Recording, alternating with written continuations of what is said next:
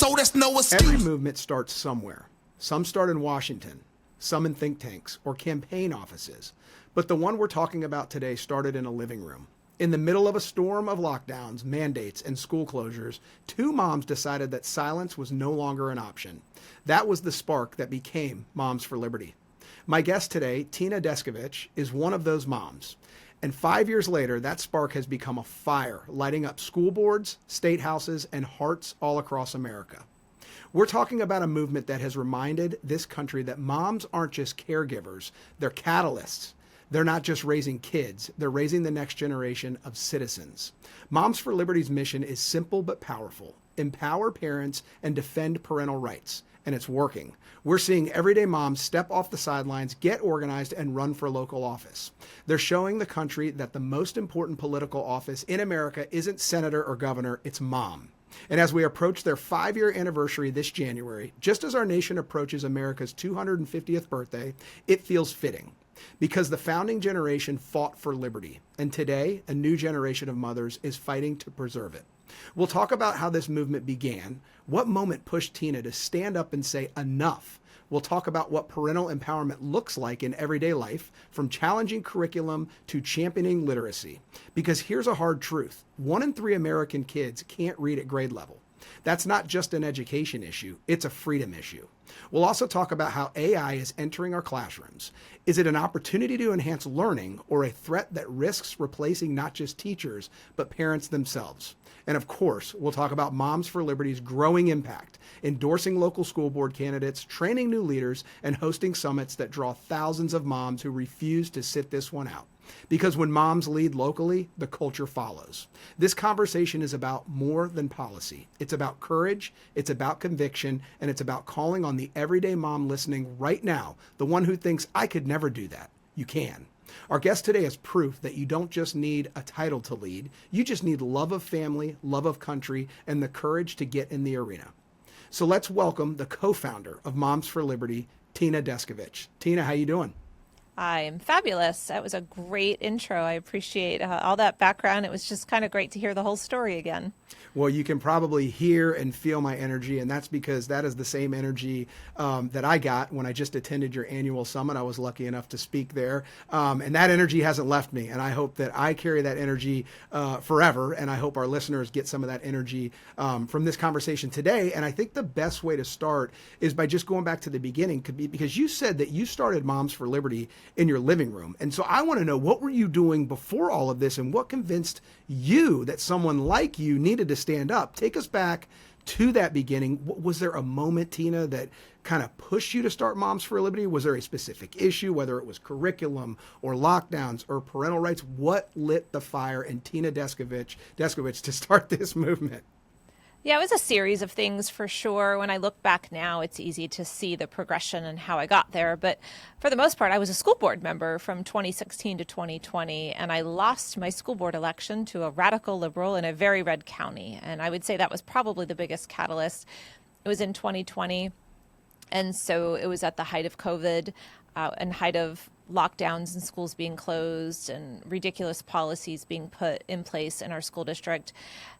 Also during that time period, my last year or so, we started seeing these transgender guides getting implemented in school districts around our state, which were very concerning. They were circumventing parental rights, basically lying to parents, deceiving parents and changing children's gender and things of that nature. You can go back a little bit further, and it started probably when my oldest, who's 24 now, was in middle school and brought home a concerning assignment. I think that I started getting more involved at that point, which led to school board, which led to the launch of Moms for Liberty. And so, if you look at my life, you can see the progression and how we got here.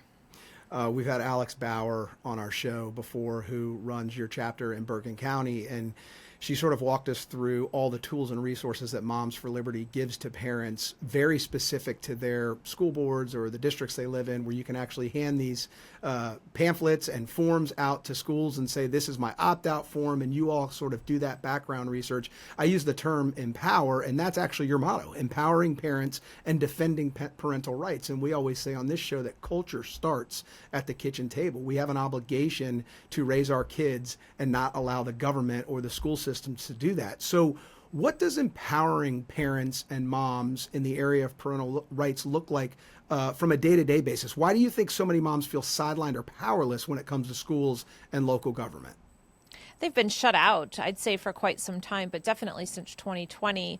Policies changed in schools across the country, from not letting parents eat lunch with their kids anymore to actual policies that shut parents out and lie to them. And so I think, if you go back to our mission statement, it's actually to unify, educate, and empower parents to defend their parental rights. And I think the unifying and educating leads to the empowering. And so you have to bring parents together, because standing alone is scary for most moms. I watched mom after mom come into school board meetings when I was on the school board, really upset and frustrated about things that were going on with their children. There was a mom of a deaf child that came in and said, if everyone has on masks, including the teacher, my child is not going to be able to communicate. And no one cared. I cared, but no one else seemed to care. Other parents were crying. My child has, MRSA on their face from mask wearing, and there's no exemption and the teachers union's laughing at them, and they're standing there alone. And so we knew from the get-go that we needed to unify all of these parents, get them together so that they can learn from each other and support each other. And once you do that, you educate them on the processes. Sometimes one time a mom came in and said, I'm going to turn you guys into the county commission. Well, in Florida, the county commission has no authority over school districts. And so it really meant nothing. And so moms and parents need to understand the process and where the accountability is.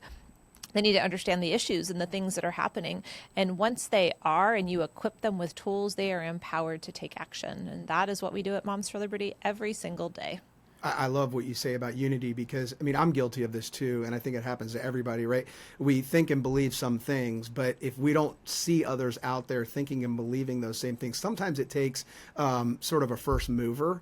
But courage is contagious, right? When we see somebody out there championing the things that we believe in, we want to attach ourselves to them. And Moms for Liberty has been a platform to bring and unite like-minded people in the parental rights movement. So let's talk about some serious wins. Maybe highlight one of the biggest case studies or best outcomes that you all have created in the last, 6 months to a year. And then after you do that, Tina, I want you to reach out to the moms that think, I could never do that. Tell them how they can. Oh, they absolutely can do it. Once you have other like-minded people, you said you were just at Summit week before last now, I guess. And a couple of people came up to me and said, I had no idea. I thought I was the only one that had these concerns or felt this way or thought this way. And I feel like after almost 5 years, we've rounded up everyone that feels this way and is concerned about what's going on in education. But every day I'm taught that there's more parents out there that have never heard of Moms for Liberty that think they are alone. And so it's very important for us to educate them and let them know and notify them that we're here. We're here to support them and help them. So you asked about some of our biggest wins, and I don't even know where to go with that. And so in 5 years, we launched from you said my living room, which we like to say, because truly it was my back bedroom. I had an old 10-year-old Mac, and I designed the logo on it as it spun around and built the website, which I had never done before by watching YouTube videos. And then started shipping t-shirts out of that back bedroom. And so, just humble beginnings as an organization. And as you said, we're not even 5 years old yet, and we are in 48 states. We have 320 chapters, 130,000 active moms and dads on the ground. And I would say, I can go through court cases that we've won. We've sued the Biden administration and won a federal injunction. We have gotten 100 bills signed into law in 22 different states that protect girls' sports, that improve education, open transparency in schools, defend parental rights, on and on. We've won over 530 school board elections. And so I could just go on and on with the wins. And but the thing we're most proud of, I would say, is that we have the 130,000 moms and dads on the ground that are actively and consistently fighting to defend parental rights and improve education in America. Yeah, it really wasn't a fair question because we could probably spend an entire episode on all the wins for Moms for Liberty. Yeah. But I do love how you sort of ended that answer. I do think that your biggest win is simply you, simply what you've created at Moms for Liberty. And we're going to get into sort of how successful Summit was, and I'm going to give you my biggest takeaway. I won't do that yet, but it's just been unbelievable what you've been able to grow in a short period of time. Now, one thing you all have been vocal about is literacy rates. It's sort of a crisis that we're in this country where only 1 in 3 kids in America can read at grade level. So, Tina, I want to know what you think has led to that, and then also what parents can do about it. There's a lot of things that have led to that. I would put it squarely at the feet of the teachers unions, and that could be a whole nother episode in itself too.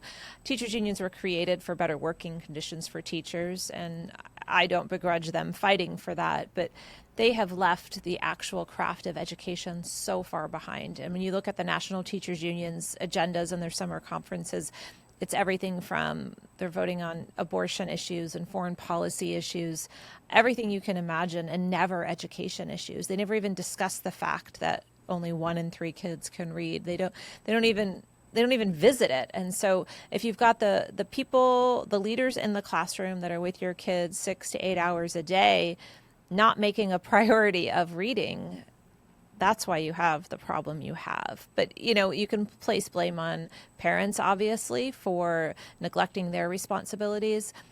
You can also place blame on the fact that we haven't been using phonics for the last decade in America. You and I, well, I'm probably much older than you. I'm hoping when you were a child too, that you were taught to sound words out with phonics. Kids don't learn that anymore. They learn sight words and memorization, and it really caused a major deficit in learning. But, our math scores are the lowest they've ever been in the country also. So it's not just a reading crisis.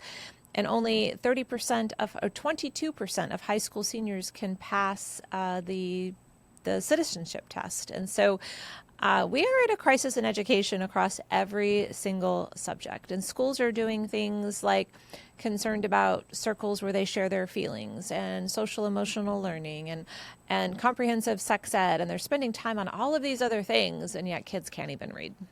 Yeah, and I think that an underrated cause of some of these literacy rates were masking children, because part of learning to read is learning how to speak. And if you can't actually see someone's mouth shaping and forming words when you're in pre-K and kindergarten, that's a major issue. And we've always taken pride in reading to our kids, and I think that we are losing a generation of parents that actually sit down and read to their kids. It's easier to hand them an iPad or put them on a show. No, they need to read books. They need to have books read to them, and we need to make reading great again. Another issue in education is AI. Now, I'm not a doomsdayer. I think everything in the world is a tool, and tools can be used for good and tools can be used for bad. But AI is certainly viewed in some spaces as a threat to learning. So I'd like to know from you, Tina, how do we keep technology from replacing teachers, or worse, from replacing parental influence? Yeah, so there's a lot of concerns with AI, and many of our moms are rightly concerned. We're concerned about privacy, data collection, AI taking over in general, taking the emotion and feeling out of education and the love of learning. And so all those are legitimate concerns. I can tell you what we're doing at Moms for Liberty. We are extremely grateful to President Trump and to the First Lady, Melania Trump. They have created the AI and Education Task Force, which has 135 members. And I'm honored that I was able to be at the White House for the last task force meeting as one of those 135, and in a room with the CEO of Google and of IBM and Microsoft, all of these people that are crafting AI in education in America, because we want to be a leader in this. We can't put our heads in the sand and just ignore it. The rest of the world is going to be using it to advance education. But President Trump and the First Lady brought Moms for Liberty in to make sure the parents' voice is heard. And we signed an addendum to the AI and Education Pledge with the White House that said, Moms for Liberty, we are going to do a series of things. We are going to make sure that AI policies that are crafted that impact our children are ethical. We're going to create tools and resources to help educate parents so they can help their children learn AI and use it in a productive way instead of replacing teachers, instead of replacing actual education. And so, there's a number of things we're going to do. We're creating all of these tools and resources so that we can do this in a healthy way. Hey guys, it's Gates. Thanks for tuning in. I'm asking you to like, share, and subscribe to the show. I hear that all the time when I watch and listen to podcasts. And now that I have a show, I know the difference that it makes. It really does boost us in the algorithm. And the better we do in the algorithm, the better guests we're going to get, the better content we're going to be able to produce. This show is not mine, it's yours. So, in a way, you're helping yourself. So, please like, share, and subscribe, and God bless. And so that's a great national example of what you all have done with the Trump administration on not just AI, but other initiatives. But as powerful as you all are nationally, I think one word defines you better than other: local. You all have such an impact in local communities, in local races, on local school boards. And when I talk to elected officials all across the country, even at the federal level, all their advice is always the same: go local. The more local you can go, because every state's different, every township, every city's different, the more impact you can have at the local level, the greater for that community. And then that's one example that can be used nationally to recreate. So talk to us about why the local level is where real change happens, and what are the biggest misconceptions about running for a local seat. Because I think my hope is that someone watching or listening to this episode will be motivated to go out and run for a local seat, but may think the bar is too high. Oh, I am passionate about local politics. I told you that I served on a school board here. I ran for school board. I knocked 8,000 doors that year when I was running for school board. That's the most important thing you can do. If you get out and knock the doors, meet your neighbors, talk about the issues with your neighbors and the people in your community, you will earn their vote.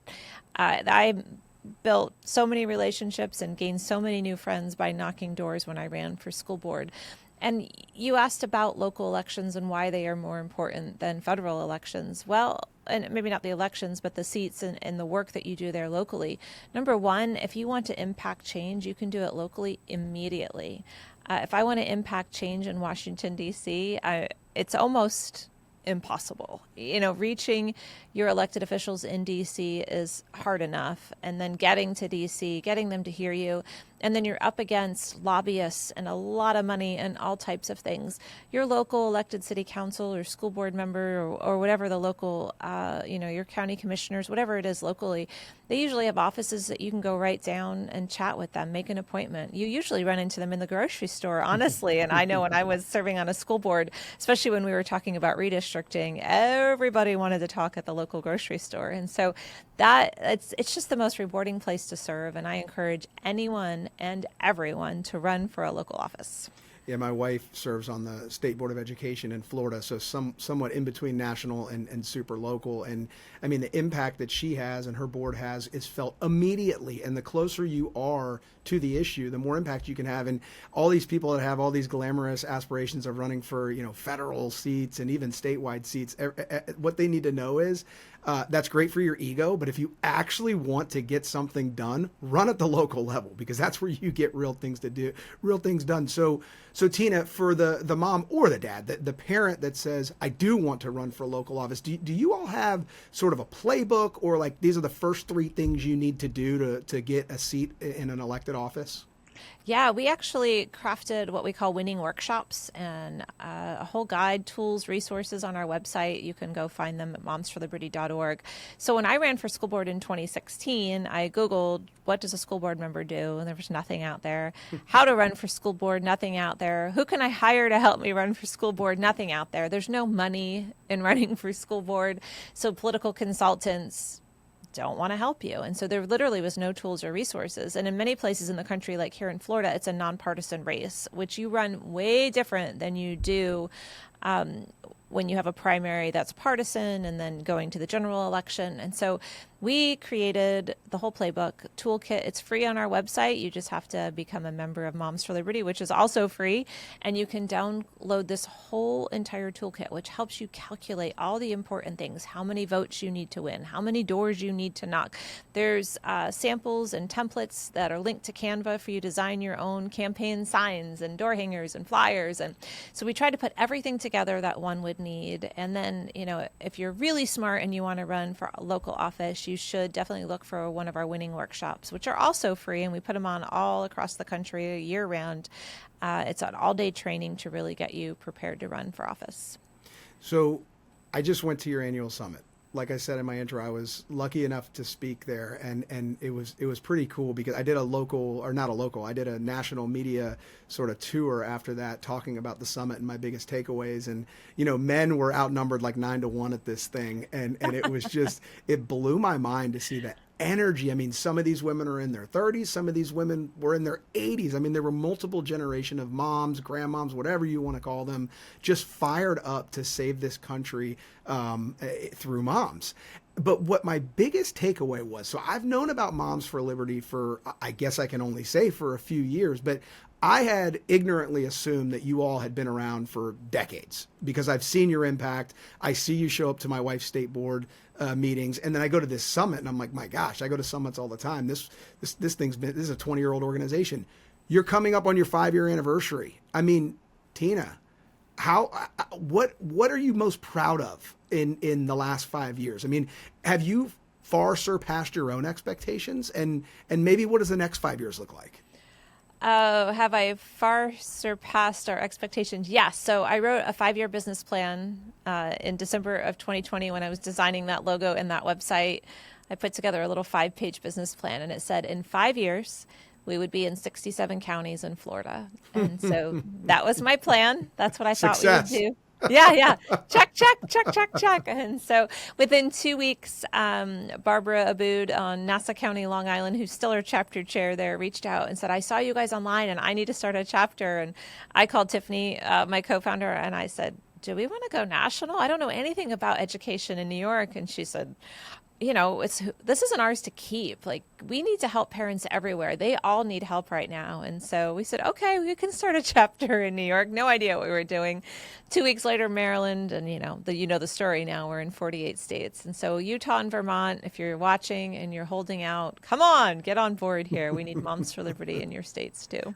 So I want to go back to Summit real quick because, I gave you my biggest takeaways, but I know you had record attendance from both, an attendee number, but also from a speaker number. You had more speakers than you've ever had. And I'll tell you, I mean, I've already said it. I go to every summit out there. I mean, your speaker lineup was as impressive as anyone I've ever been to. So Tina, I mean, you lead the organization. What, after taking a deep breath from I'm sure going to Summit for you is like going into a black hole and you reappear a week or so later and sort of have your own takeaways. What were they for you? Oh, I love that question. Yeah, we work ourselves to the bone for Summit. I'm not going to lie. It's a couple hours a night asleep if possible. And it's not easy to pull those things off. And mostly we're just moms and a few dads that are pulling it all together. I'm so glad you enjoyed it. I appreciate the positive feedback. And the number of speakers was remarkable. But people, it's like 6 months out, you're trying to get speakers and everyone's like, well, I don't know if I can come. I'm not sure. I'm trying to make it happen. And then you're, 30 days out and everybody's like, oh, I can come. I want to come. I want to speak. And you're trying to make space because so many people have so much to contribute. And so it's very challenging putting the full event together. The other thing is we get back here and I told my staff, I'm like, hey, take as much time as you need, rest up, because everybody started getting sick and wearing themselves out. But it was like 4 days, 5 days after a full week, I was like, hey, you guys coming back to work anytime soon? And so everybody definitely needed some recovery time from pulling off such an amazing event. I would say my biggest takeaway from Summit every single time is the passion of just everyday moms. Their a desire and ability to sit through hours of speakers and breakout sessions and just gain all that information because they want to bring it back to their communities to really make a difference. Yeah, and I'll say one more takeaway from me was, most I shouldn't be so broad, but many summits are sort of just celebrations or just sort of information dumps and firing up the base. My reaction to your summit was every speaker, certainly at the breakouts, was an actual implemental takeaway. You could leave any one of your breakouts with an actual new resource in your toolkit to go implement back into your community. So it was action, action, action. And I would imagine that hopefully I can go to the next one as well, that I'll be able to see the progress from one summit to the next. And I just applaud you for that. And then mentioning giving your employees some time off. Every single person I've talked to at your organization gushes about you. They love working for you. It's been said many a times, and I think leadership in the area that you're in is so important because these are hard issues. And if they have a warrior at the top saying, "Follow me into the storm," it makes it more powerful what you're able to do. So, two more questions for you, a little bit broader. So, America's going to turn 250. And I'm excited about this. I think this is something that we should be celebrating all year, not waiting till the 4th of July. How does Moms for Liberty fit into that story of renewal and patriotism? Oh my goodness. And we are celebrating. So as you said, it's our 5th year anniversary and it's America's 250th anniversary. So we are knee deep in huge plans for next year. I hope you'll join us. We are going to be relaunching our Madison Meetup program, which did start in my living room during COVID. I had some friends, my good friend Marie, who also helped start Moms for Liberty. I called her up and, people weren't getting out together much at all. And we were complaining, I guess, to each other. And one of us said, I wish we could just get together with some friends and read the Declaration of Independence and the Constitution. And so we did just that. We started a book club for the Declaration of Independence in my living room. We called it Life, Liberty, and Chocolate. Everybody brought a chocolate dish. And we read line by line and discussed and debated. And it was so fun. So that's what launched our Madison Meetup program. And now we're going to give it a big upgrade for our 5th year anniversary in America's 250 with videos and resources and tools. And we're really going to try to launch hundreds of these across the country, just book clubs for our founding documents. And another thing we're doing is we've got our Sea to Shining Sea events. I'm hoping you'll join us at one, if not both. We're going to be on Ellis Island in New York City shooting off fireworks over the Statue of Liberty. That will be a celebration in May. In June, we'll be on the USS Midway in San Diego, honoring heroes for a black tie gala, shooting off fireworks on the bow of the USS Midway. We are going to be doing a Founding Mothers program where we're going to be launching tools and resources about America's founding mothers. They are not that well known, but at Moms for Liberty, we know them really well. And so we have a lot of things coming up next year that we are excited about to celebrate both anniversaries. All right, so after this closing question, I will ask you to plug everywhere we can find you and the organization. But in closing, we've talked about how to get off the sidelines. We've talked about why moms and parents should get off the sidelines. But I want Tina Descovich to make a personal message, challenge to my listeners as to what, when, why, whatever you want to say about getting off the sidelines right now. We say at Moms for Liberty, you've got to get off that comfy couch because America is at risk. And America's at risk because our parental rights are at risk. We draw the line in the sand when the government inserts itself in your family and it can make decisions on behalf of parents for your children. You've lost your family, you've fractured your family. And when enough families are fractured, your community's fractured. And if enough communities are fractured, your country is fractured. So the beginning part of our mission statement is that we want to save America by unifying, educating, and empowering parents to defend their parental rights at all levels of government. And we don't take that lightly. We do believe by defending parental rights, by improving education in America and education outcomes, we will save America for future generations. Culture starts at the kitchen table, and I guess in Moms for Liberty's case, it starts in the back bedroom at Tina's house. Tina, where can we find you, follow you, both you and Moms for Liberty? How can we help? How can we support? Yeah, momsforliberty.org. Go to our website. You can buy merch. If you were at Summit, you got to see all of our merch. Our first year at Moms for Liberty with those T-shirts that I created on that broken down computer, we actually sold $150,000 worth of T-shirts. Wow. Everybody kept saying we were funded by dark money and all these big donors were, in our back pocket. And that wasn't the case at all. We were just selling T-shirts. And so you can pick up Moms for Liberty merch and wear that around. You can obviously donate. We are funded by donations only, and we could use your help. You could become a member. You could just sign up to get updates from us. You can follow us on all social media accounts. It's Moms4Liberty. And you can find me, Tina Descovich, on all social at Tina Descovich, if you can spell Descovich. I'll make sure it's on all the episode notes and the screen and all that. Tina Descovich, you are a culture warrior. It's fun to follow you, and I hope many more will. Thanks for coming on. Thank you so much for having me. We the people. Why you quiet? It's time to stand up for the truth. How they coming for our kids, so who gon' stand up for the youth? Ay, and we know we win because Yeshua is the proof. Ay, we the people like Garcia, so that's no excuse.